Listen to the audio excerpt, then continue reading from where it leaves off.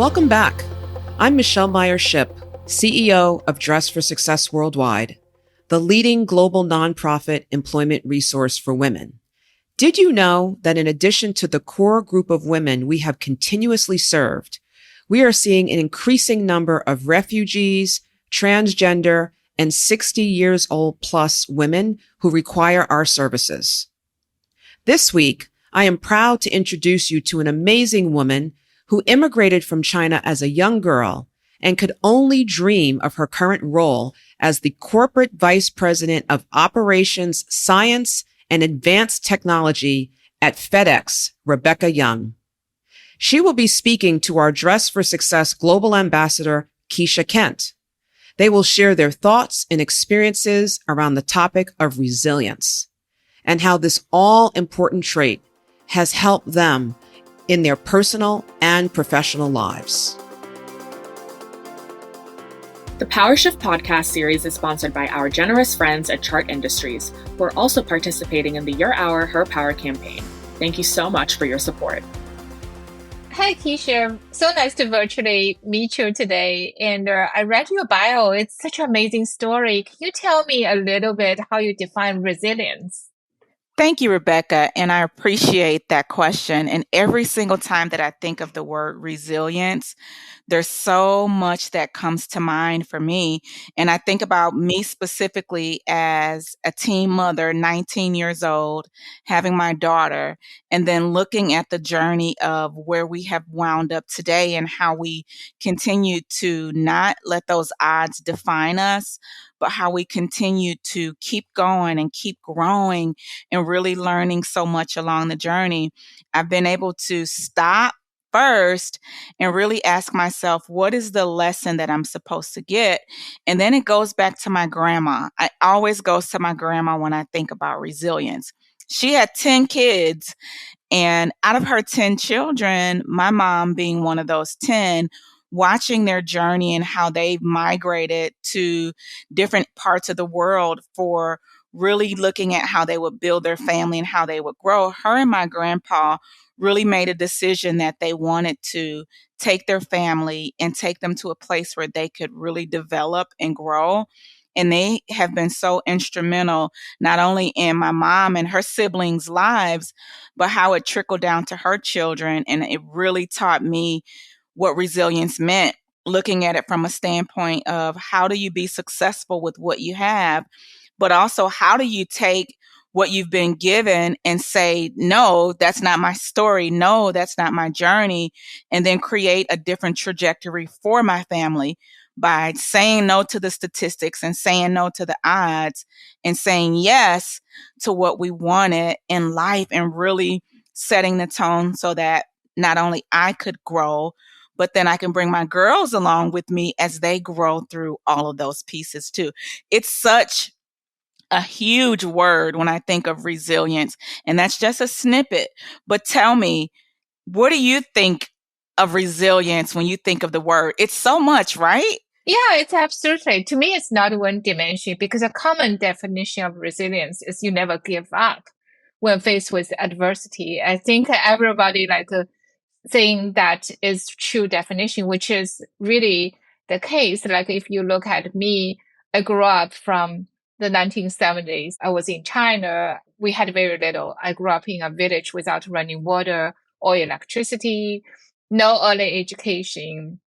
And then eventually I found a pathway to school. I found a pathway to a prestigious college. I came here to the US, and today I'm the corporate VP in charge of the most advanced technology.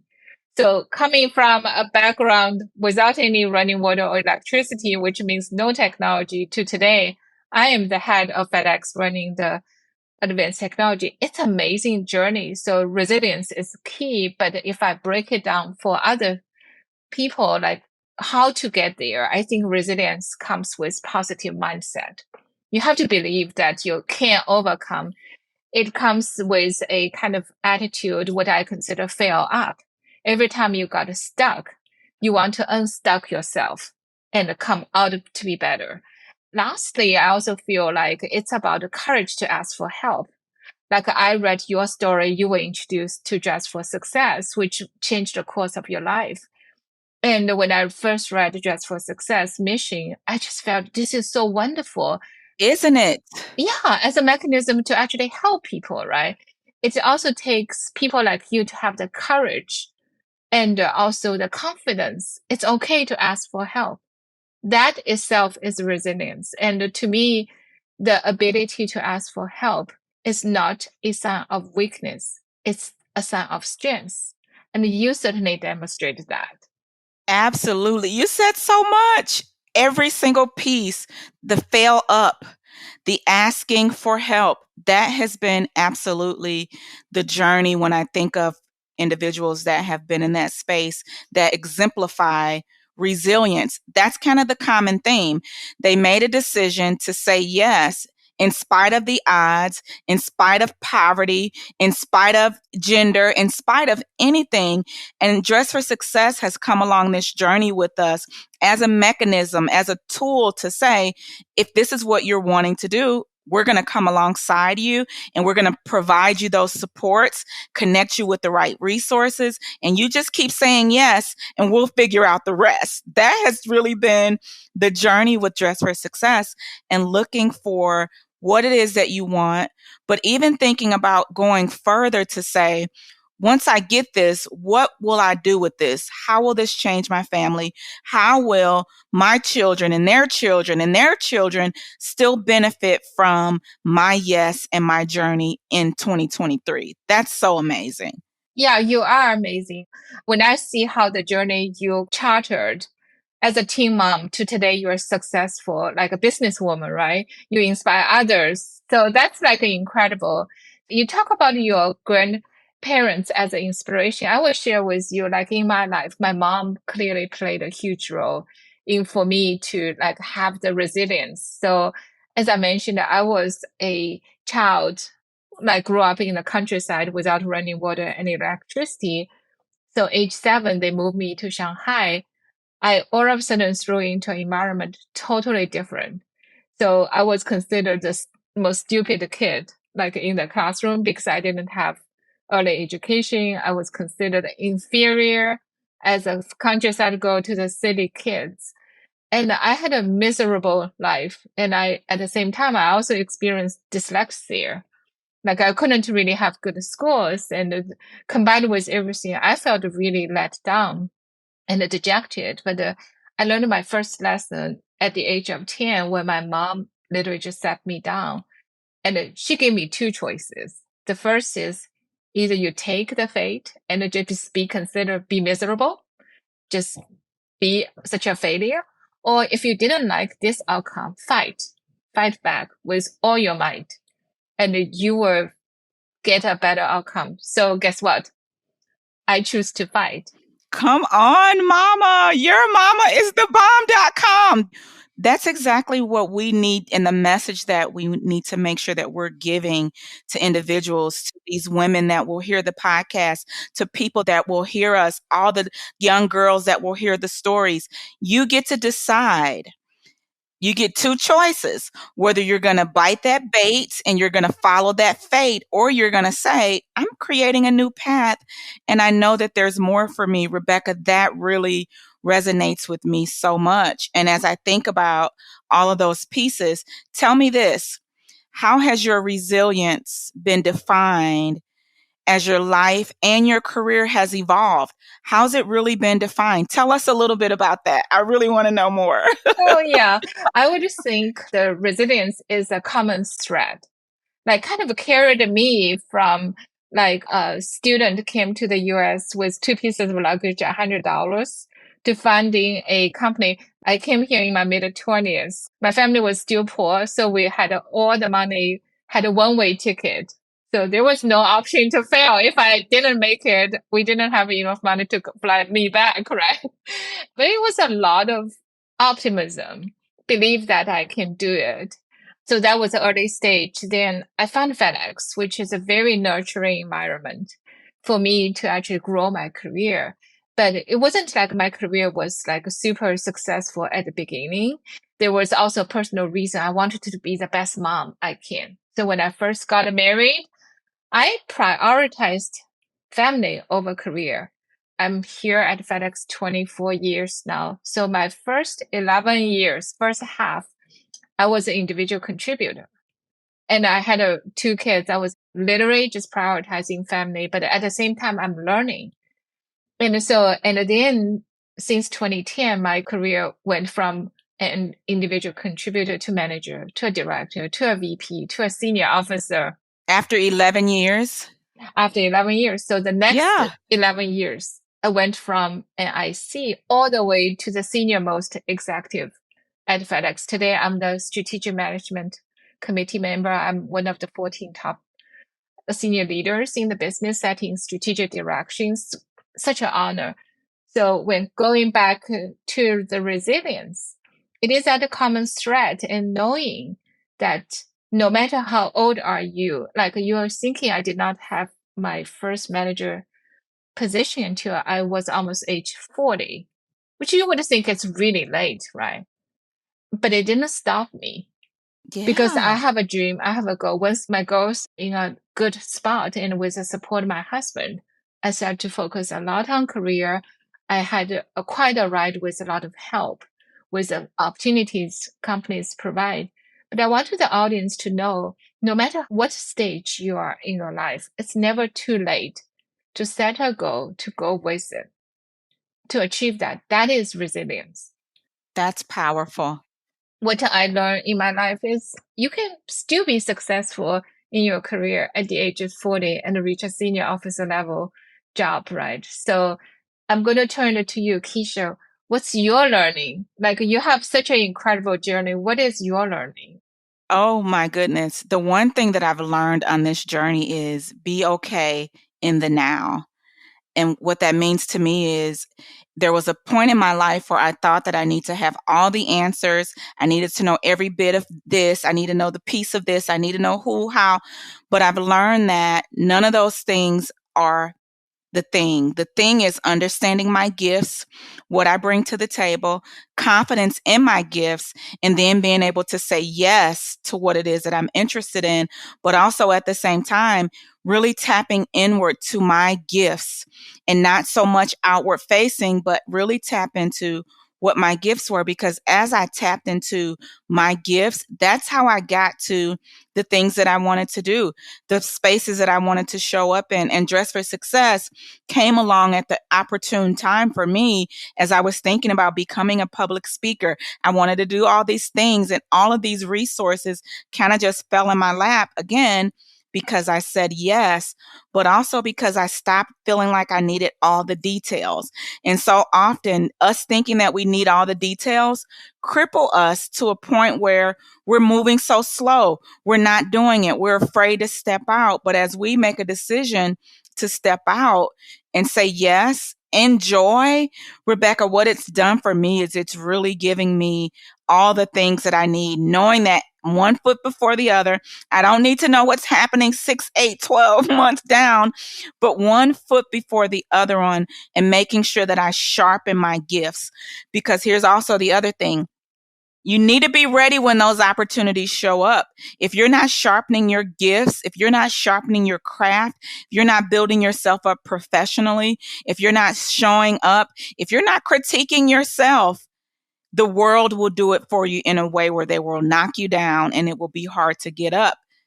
That has been the saving grace for me, is understanding the gifts and really being in a space where I like to say, okay, this is perfect. And if I'm here today, I'm supposed to be here. What am I supposed to get out of this opportunity? What am I supposed to give?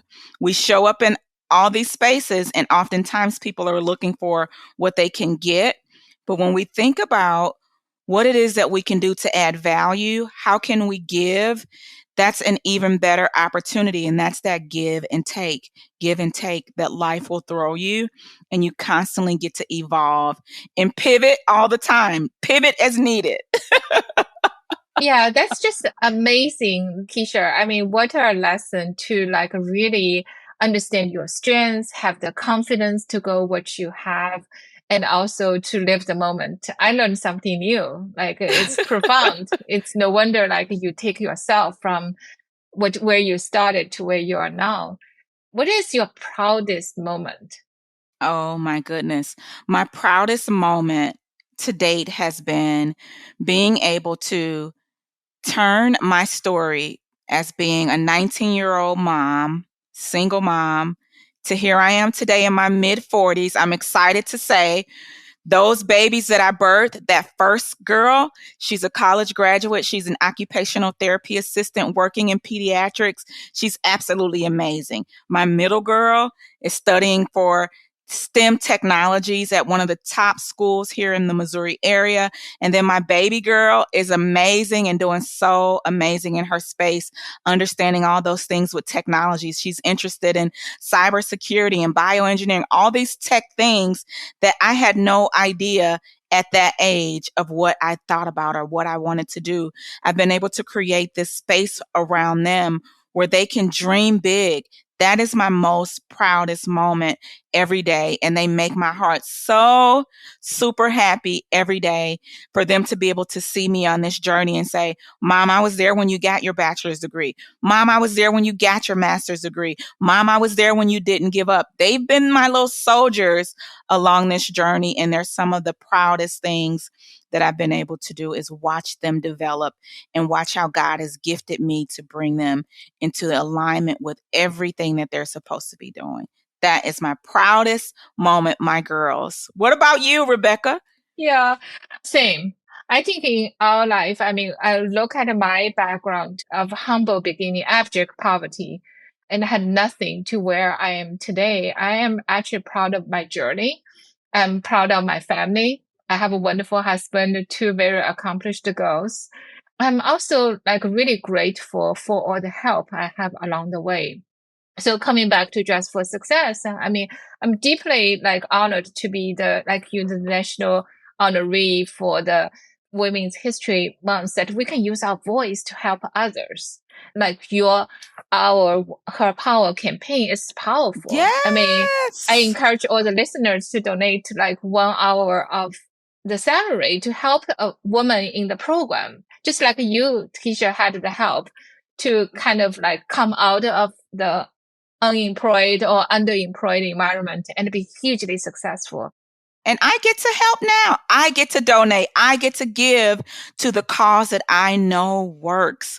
And that is exactly why I tell people, give of your time, because when you think about the time and all the pieces that come into that, you get to help a woman along the journey. You get to bring a family along. You get to change the trajectory of that woman's entire scope of her family by saying yes. Absolutely. And that's what I also feel a different dimension of resilience is we can help each other.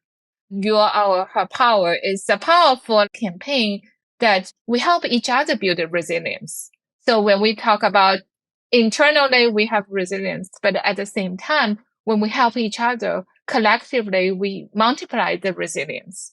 We have a bigger factor. So those were all like amazing journeys we can collectively have.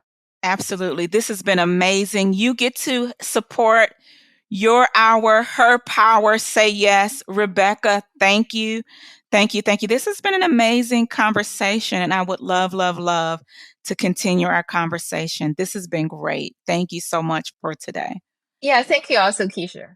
Great to talk to you. You too. Your story is absolutely amazing. Thank you. And the same here. I'm equally like really, really impressed by what you have accomplished. Thank you so much. Wow, that was a fantastic conversation. Thank you, Rebecca and Kesha. They are such extraordinary examples of resilient women who have overcome great challenges and serve as role models to so many. Our 5-part series entitled Power Shift has explored the qualities that people rely on to help them triumph over the greatest challenges in the most challenging of times: agency, power, resilience, courage, and community. To learn more about our global campaign running this month, please visit yourhourherpower.org. Thank you for tuning in to the Power Shift podcast series.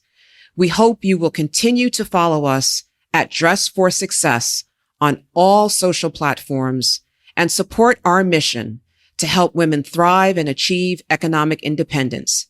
It has been my pleasure to serve as your host. Again, I'm Michelle Meyer-Shipp, CEO of Dress for Success Worldwide. Thank you.